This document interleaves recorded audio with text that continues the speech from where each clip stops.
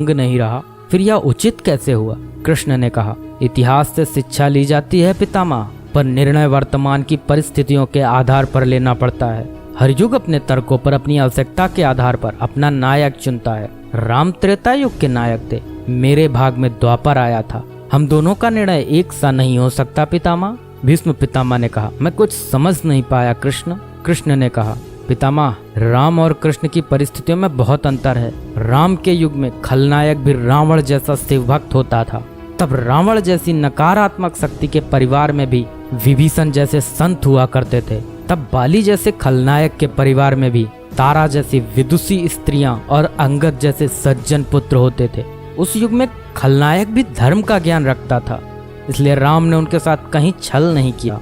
किंतु मेरे युग के भाग में कंस, जरासंध, दुर्योधन, दुशासन, शकुनी, जयद्रथ जैसे घोर पापी आए हैं। उनकी समाप्ति के लिए हर छल उचित है पितामह। पाप का अंत आवश्यक है पितामह, वह चाहे जिस विधि से हो। भीष्म पितामह ने पुनः प्रश्न किया, तो क्या तुम्हारे इन निर्णयों से गलत परंपराएं नहीं प्रारंभ होंगी केशव? क्या भविष्य तुम्हारे इन छलों का अनुसरण नहीं करेगा? और यदि करेगा तो क्या यह उचित होगा? कृष्ण ने कहा, भविष्य तो इससे भी अधिक नकारात्मक आ रहा है पितामह। कलयुग में तो इतने से भी काम नहीं चलेगा। वहाँ मनुष्य को कृष्ण से भी अधिक कठोर होना होगा, नहीं तो धर्म समाप्त हो जाएगा। जब क्रूर और अनैतिक शक्तियाँ सत्य एवं धर्म का समूल नाश करने के लिए आक्रमण कर रही हों, तो नैतिकता अर्थहीन हो जाती है पितामह। तब महत्वपूर्ण होती है विजय, केवल विजय। भविष्य को यह सीखना ही होगा पितामह। भीष्म पितामह ने पूछा, क्या धर्म का भी नाश हो सकता है केशव? और यदि धर्म का नाश होना ही है तो क्या मनुष्य इसे रोक सकता है?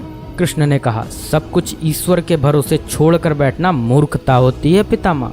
ईश्वर स्वयं कुछ नहीं करता, केवल मार्गदर्शन करता है। सब मनुष्य को ही स्वयं करना पड़ता है। आप मुझे भी ईश्वर कहते हैं ना, तो बताइए ना पितामह, मैंने स्वयं इस युद्ध में कुछ किया क्या? सब पांडवों को ही करना पड़ा ना। यही प्रकृति का संविधान है। युद्ध के प्रथम दिन यही तो कहा था मैंने अर्जुन से, यही परम सत्य है। कृष्ण की बातों को सुनकर भीष्म पितामह संतुष्ट लग रहे थे। उनकी आंखें धीरे धीरे बंद होने लगी। उन्होंने कहा, चलो कृष्ण, या इस पृथ्वी पर अंतिम रात्रि है, कल संभवतः चले जाना होगा। अपने इस अभागे भक्त पर कृपा करना कृष्ण। कृष्ण ने मन में ही कुछ कहा और भीष्म को प्रणाम कर लौट चले। पर युद्ध भूमि के उस डरावने अंधकार में भविष्य को जीवन का सबसे बड़ा सूत्र मिल चुका था। जब अनैतिक और क्रूर शक्तियां सत्य और धर्म का विनाश करने के लिए आक्रमण कर रही हों, तो नैतिकता का पाठ आत्मघाती होता है।